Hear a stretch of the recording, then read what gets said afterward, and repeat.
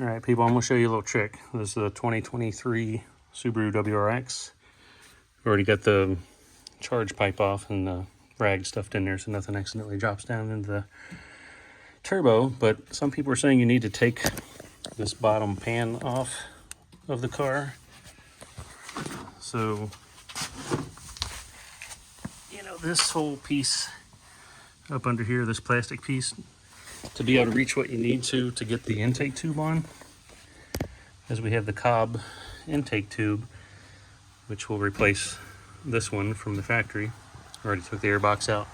Problem was, people were saying you couldn't reach the head on this hose clamp. I'll tell you where it is. It's hard to show this with the camera. It's right underneath. Actually, there you go. See how it's facing? It's facing towards the back. But there's just enough room.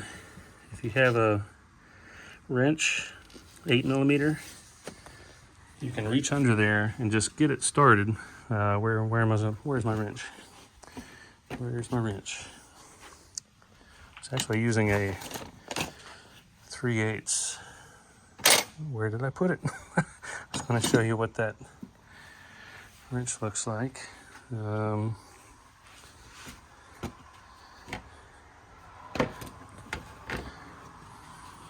the other thing is this. There's a bracket right here. See where this? See right here? This is connected to the original intake tube. So this piece right here is bolted to a bracket that goes right there. But you can, once you get the airbox out, let me see where that bracket is. This right here. This bracket, let's see, it's bolted like this. So it's in the car. Let me make sure, yeah. So it's in the car like this. So this nut is facing towards the passenger side, and this 12mm bolt is fastened inside the frame of the car here. But you can easily slip a socket down in there and get this 12mm bolt off and this 10mm nut right here. So that comes off easy. Oh, here's my wrench.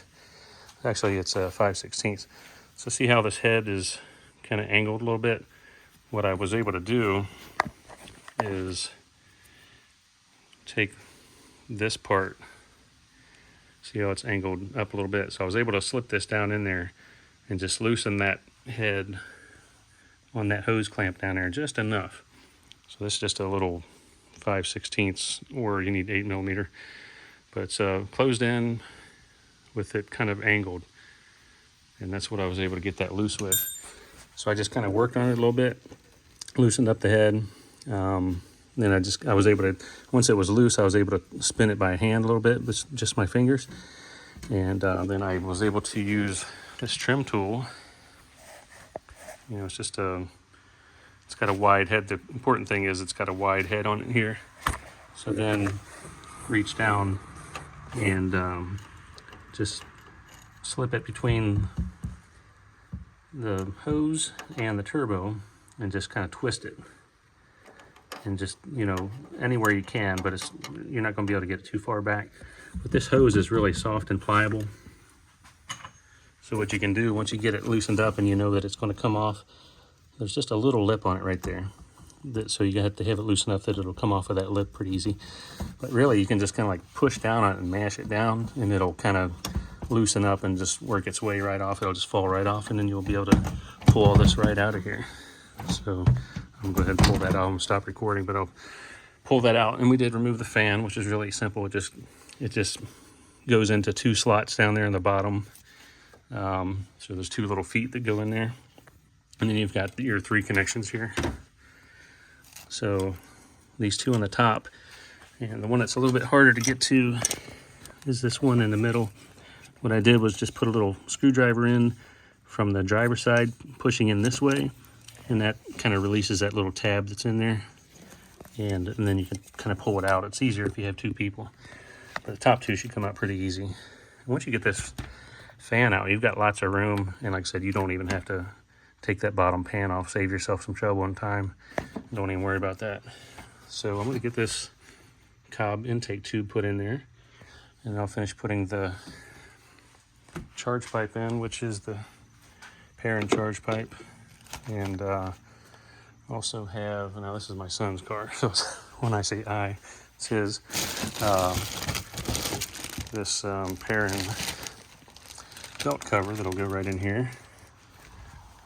Here's the Cobb intake tube, so this will go down through that hole where I was just showing you for the intake tube. So yeah, it's really pretty easy to get in here and work on that. So yeah, I'm really happy about that. Everything came out pretty easy. It wasn't much of a struggle at all. We probably worked on it and not really knowing the setup here too much, taking our time and just being careful, even just putting the bolts back where they come from just to make sure nothing gets lost.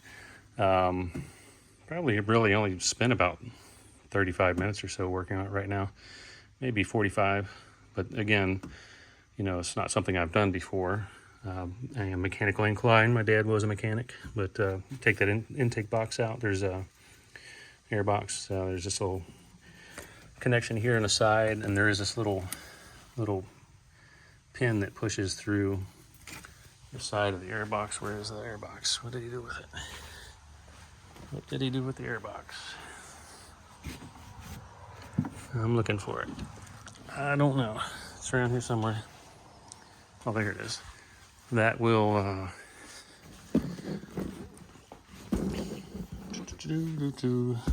I'm looking for it. Right here. So next to this electrical connection, there's that wire just kind of snaps in there, and you can use a small screwdriver to push on that pin and just kind of, you know, get it smashed in enough so it'll just slip through that hole. That's about it, really. So I'll make a little video when I get everything back in before I put the air box in and the fan and all that, so you can kind of see it. And here's another thing on the original charge pipe. You know, this whole piece is going to come off, replacing that with the Perrin charge pipe. So this is just a rubber piece and a regular old hose clamp with a worm gear type clamp. And you're going to have to remove the seal inside here on the bottom, and also this clip. You can see without how this clip goes in, see how the little feet, first of all, these feet were pointing up. These were pointing up. This right here, here, and here, this is the 3 points of contact, just so you understand how that works. So it's going to go in this slot. This is the original one.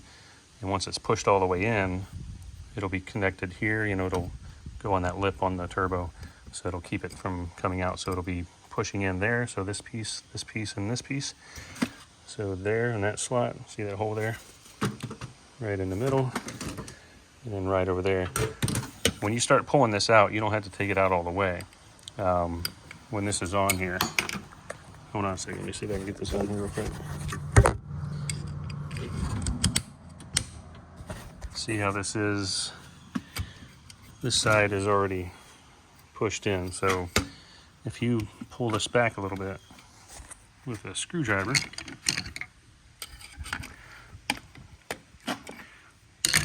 so now it's fully released. See how it's kind of hard to see when it's in the car, but see how it's pulled out there and there.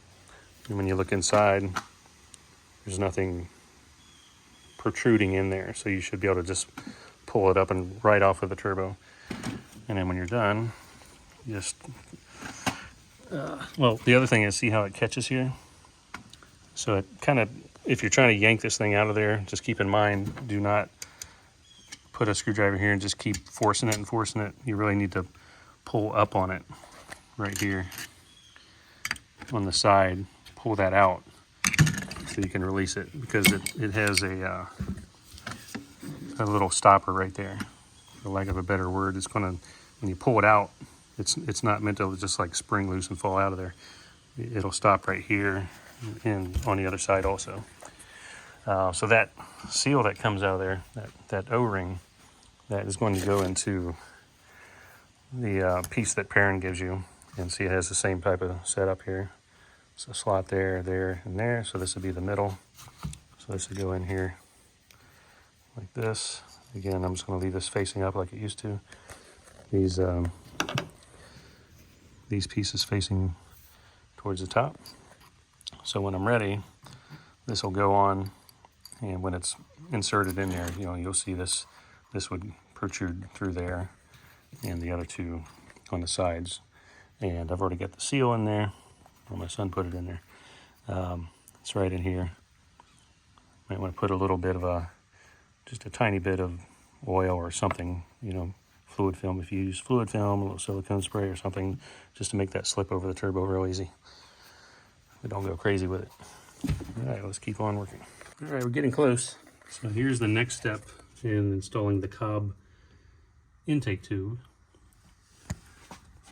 What I did first was, this is not tightened down and it's not pushed up all the way yet, but put the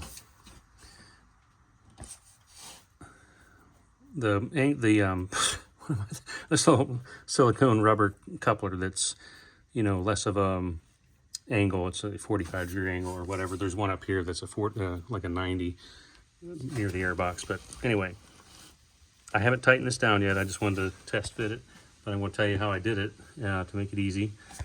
In these steps, slip this piece over the turbo, and then next you already have the intake tube fed down through here. And if yours is the same way mine is, just so you don't have to test fit it and keep going back and forth. See this little stamping here, or whatever that is? That part goes down, and it'll kind of angle towards the front of the car.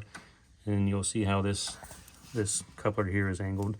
It's kind of angled back and over. So then next thing you'll do is slip the intake tube into that rubber coupler here, this elbow. Again, I don't have these tightened down yet. I just wanted to make sure it all fits right first. And then once you get that done, you come up, you'll slip the this coupler on here. Now again, this is not tightened down yet. So this elbow here will go on.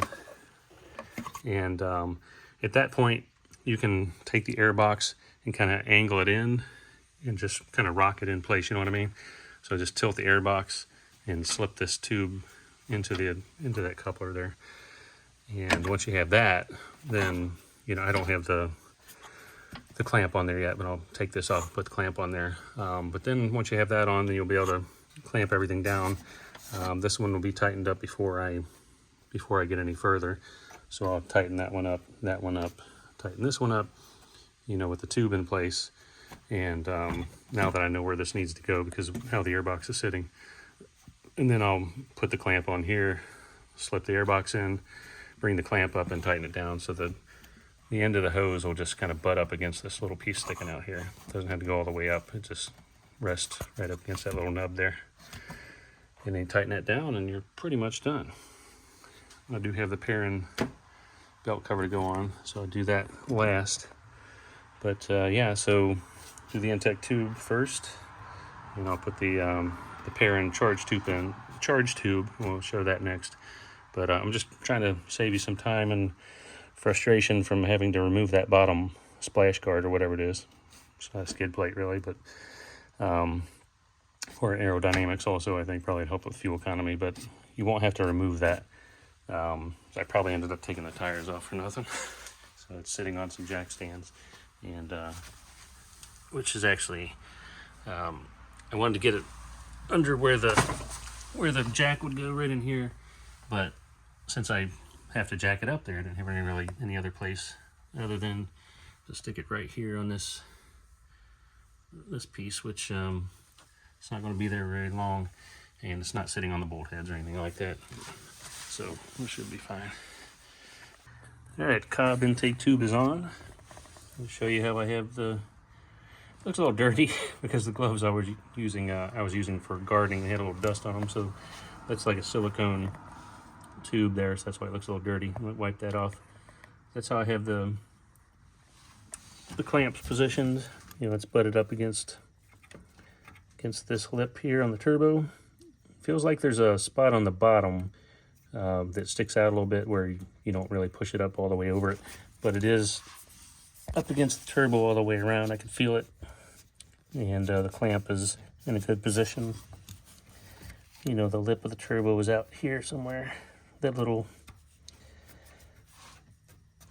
you know, the end of the pipe, see right there. And it slipped into the intake tube there, and there's the clamp on that one. Just don't go crazy tightening these clamps down. Get them tight, but you know, if you're, since you're using a small wrench on them, probably 8 millimeters, what that takes. You know, don't overdo it. Anyway, so that goes up under there, and again, I did not have to remove the splash pan under the bottom.